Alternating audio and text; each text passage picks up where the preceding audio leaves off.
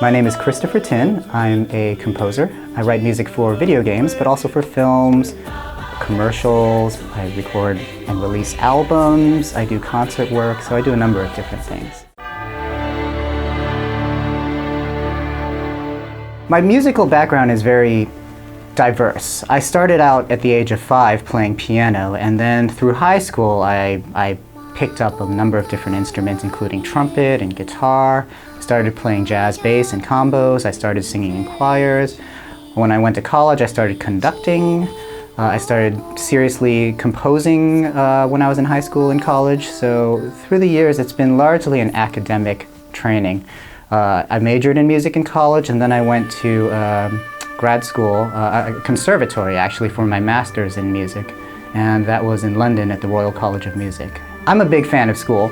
I think you should learn as much as you can as early on in your career as you can, because once you really start working, you run out of time to learn more and to improve yourself, essentially. So I think a strong musical education is actually a really important part of becoming a good composer.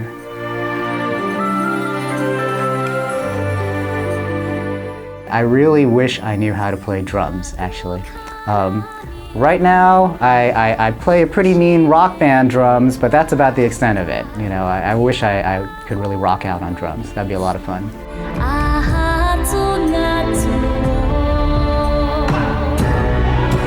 Probably when I was a teenager and my friends turned me on to Pink Floyd. I was a huge Pink Floyd fan in high school, and the first time I heard The Wall, it just blew my mind. And I think that plays into a lot of my own music, in that I approach my albums the way Pink Floyd did, in terms of them being concept albums, you know, with unifying themes and smooth transitions and so forth. So Pink Floyd was a huge influence on me.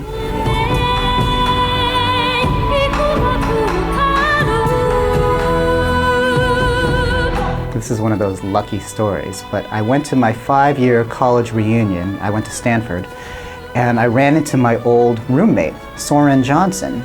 And I said, "Soren, what are you doing these days?" And he said, "Well, I'm a video game designer. My next game is Civilization 4. I said, "Oh, cool, I'm a composer. I'm writing music for films and things like that." And he said, "Well, have you ever thought about writing music for video games?" I thought, that sounds like fun. So that's how he brought me on board into the whole Civilization 4 thing, and that was my first game music I ever wrote. Before Civilization 4, I'd worked very seriously in film, but I hadn't really thought about branching out to video games. I just didn't know much about the industry, and I didn't know how one would get into the industry. One of the things that I've really enjoyed about working in games is the people that you work with are very good at what they do and very smart and very easy to work with as well. There's much less ego than maybe in some other industries. It's just a lot of fun, and I really do enjoy the process of working on games.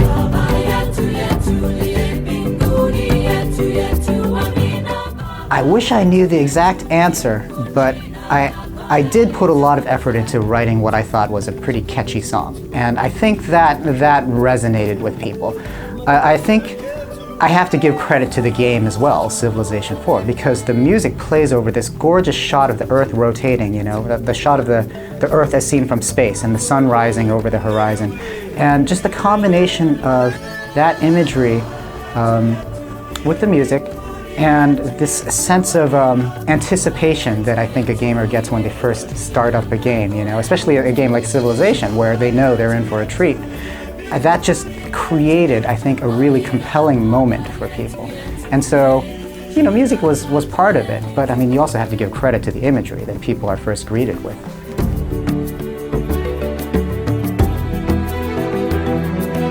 At the end of the day, composing is composing. You just want to create the best music you can. And to put it in its simplest terms, composing is just a series of decisions that you have to make. Do I go up with my melody? Do I go down? Do I use this chord? Do I use this chord? Do I go to a bridge here? So in that regard, making music is no different, no matter what you're working on, games, commercials, musical theater, whatever. There are more technical limitations within video games, though. Technical challenges, I should say. And part of the art of video game scoring is dealing with those challenges.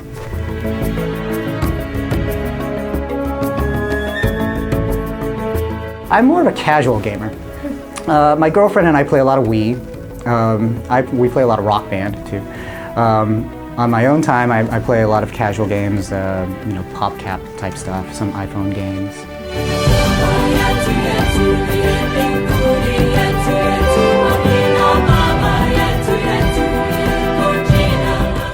As far as winning the Grammy for Baba Yetu, I do hope that it brings more attention to video game music.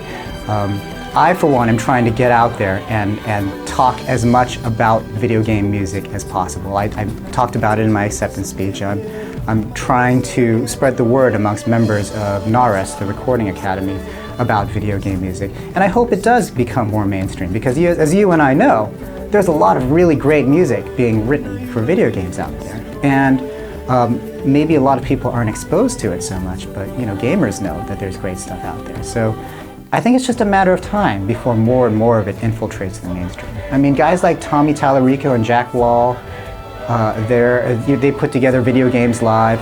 They're going out there and they're making a strong case for video game music. They're performing it to audiences that maybe never would have thought about listening to game music before. So I think there's a very strong movement, and I think it's only a matter of time. To see your music played live is always a lot of fun, and Video Games Live, they do a great job of it too, because they have the projections of the game on screen, and it's always a real treat.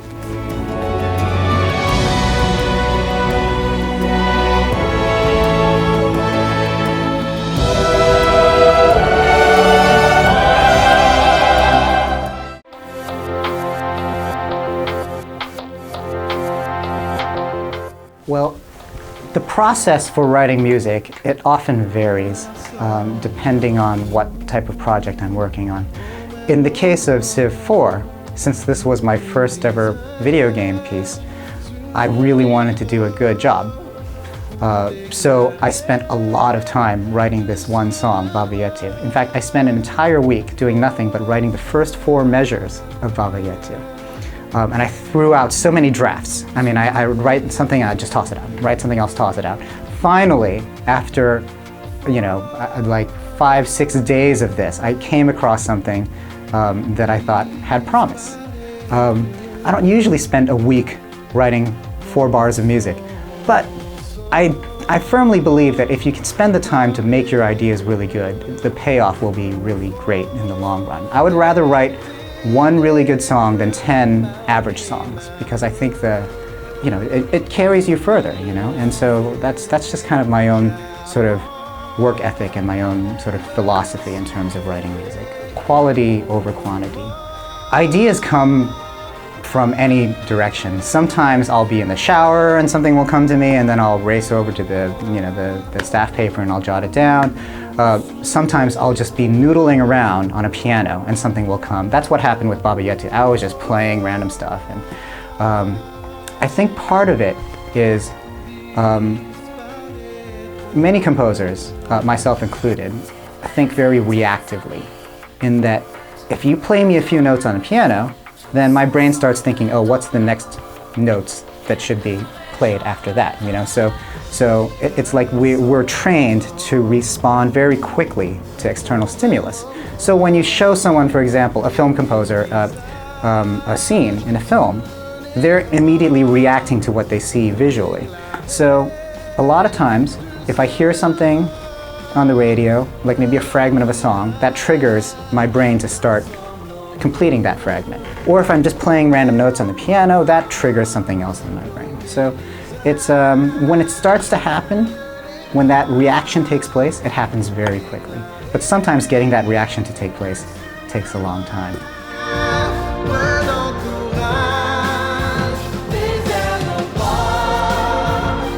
Calling All Dawns came together around 2005, and that's when Civilization 4 came out. And all of a sudden I started getting a lot of fan mail, which is something I'd never really gotten before, but I started getting dozens of emails a day. And a lot of them were saying, hey, do you have any more music like this? Have you ever thought about doing an album? So I thought, maybe I should do an album. But I didn't necessarily want to do an album of purely African orchestral music. So I wanted to spread out the sort of cultural influence a little more. So I conceived of this idea of a song cycle touching on 12 different cultures, and 12 different songs in 12 different languages, essentially.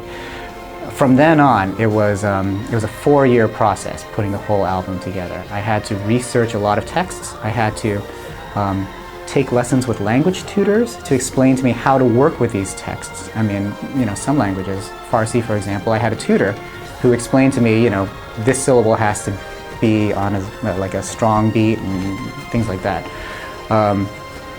Then the process of composing the music took maybe 6 to 9 months, somewhere like that. The process of reaching out to all the musicians to participate took even longer, because you have to call up their agents and their managers, and they say, I don't know, we've never heard of Christopher Tin, we don't know if we want to do this. You have to negotiate, you have to do all these different things. It took 4 years to put the whole thing together, but I'm really proud of the way it turned out.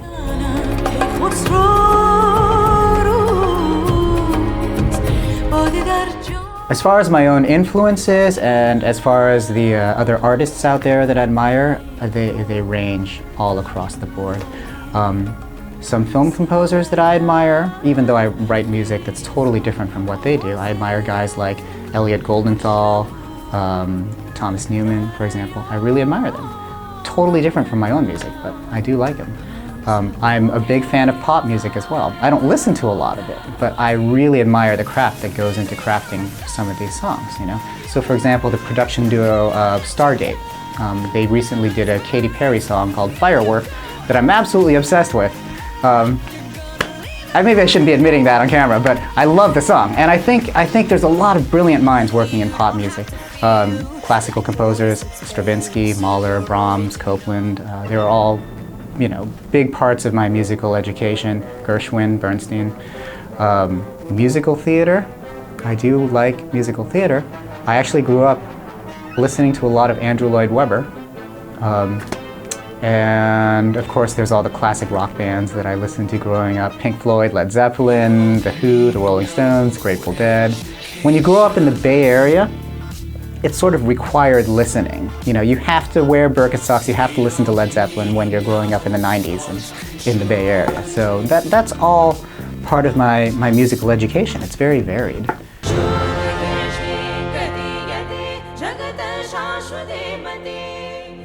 I see video game music getting better and better and more mainstream. I think the big limitation for game music for a long time was the technical limitations of the format, but now that those are gradually being overcome, game scores now sound great, and the compositions are really deep and just really they match anything else out there. And the funny thing that I see a lot of articles about my recent Grammy win, and if you read the comment sections, someone will say, oh yeah, this is a great song, totally deserving, I love Civ 4. And then someone else will say something like, no, Mass Effect 2 should have won. And then someone else would be like, oh, Halo or blah, So it's all the gamers have really strong opinions about their favorite game music, which is great. And it's that enthusiasm that will help game music carry over into the mainstream more and more. So I see it becoming more and more sort of a part of popular culture. And I hope that more and more game music, I should say, take the leap out of the game and into the mainstream culture. And that's a hard thing to do.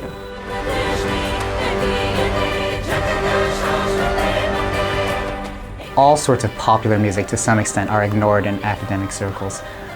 Certainly going through conservatory when I was studying, there was some snobbery, but that's also part of what they have to do in a sense. They have to hold the hard line, because if they don't encourage people to go into a sort of high modern classical music and compose in that sort of high modern style, that tradition will be lost in a certain way. So to a certain extent, I understand why academics like to push people into that.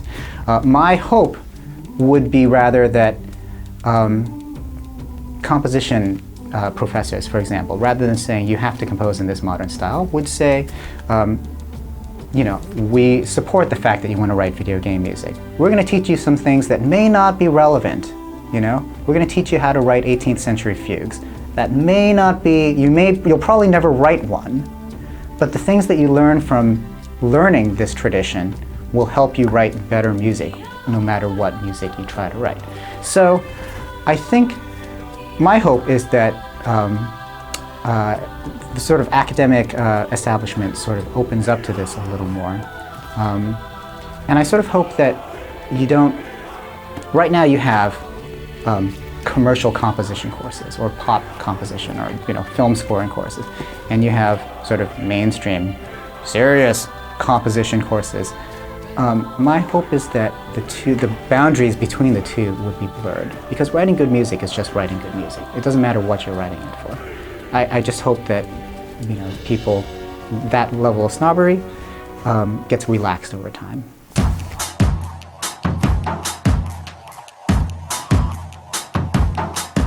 The unfortunate thing about being a composer is that you actually don't have a lot of time to listen to music. It's just one of the ironic things about it. Most of the time, I'm working on music, and if I'm not at my computer or at a piano or, you know, wherever, I'm listening to mixes on my iPhone. I mean, I'm constantly working, listening to the thing that I'm working on. So all my friends listen to way more music than I do.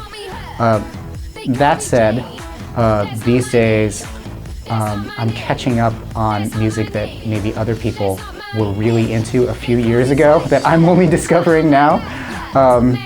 The last band that I got turned on to was the Ting Tings, and I really like their sound.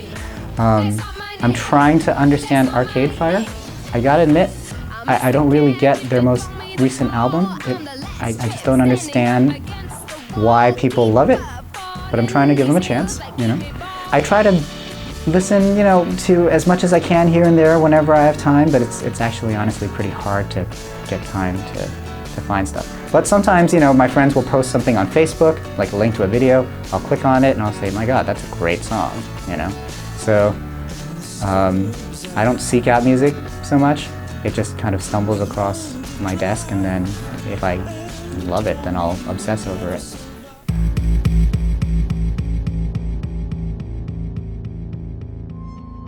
Video games are just a portion of what I work on, and so a lot of the other projects that I have going on now are either film related or classically related, or related in our albums, for example.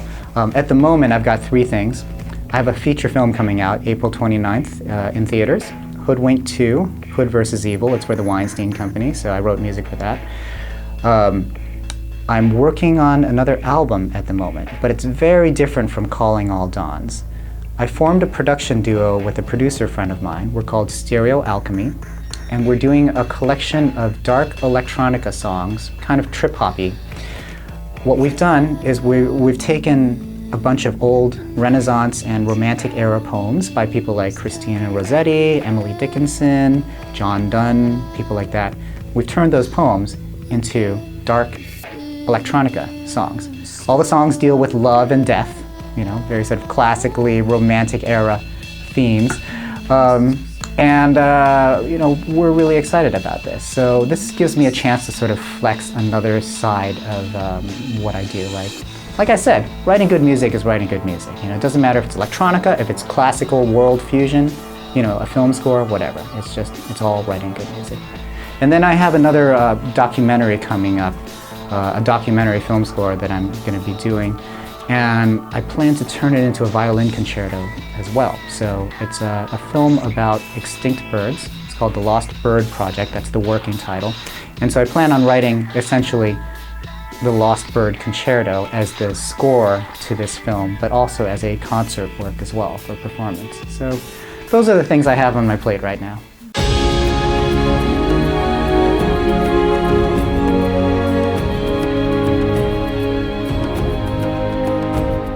whenever anyone asks me if I have any tips, I always say just write as much music as you can. Just compose, compose, compose. I tell people the first 10 pieces you write will be garbage. Just accept that right now and get them out of the way as fast as you can. Because when you start to write music, you question yourself a lot. You don't have the confidence to just jump in there and trust your own ideas. The only way to get that is to go through the process again and again. And practice does make perfect. So write as much music as you can, listen to as much music as you can, just analyze what you listen to as much as you can, and eventually you internalize everything you analyze. When I listen to music myself, what I'm doing is I'm doing a mental transposition or a transcription of what I'm hearing. And over the years, I've gotten very good at that. So if you play me a piece, I can write down what's happening, what every instrument is playing. I think that's a really important skill. And I think when you learn to analyze music just by casually listening to it, you internalize it. And when you listen to good music and you internalize it, it sort of creates this sense of, this instinct. It creates an instinct in you as to what to do in terms of how to make your own great music. So I say listen to as much music as you can and learn to really listen. Don't just passively listen. Just learn how to deconstruct it in your head.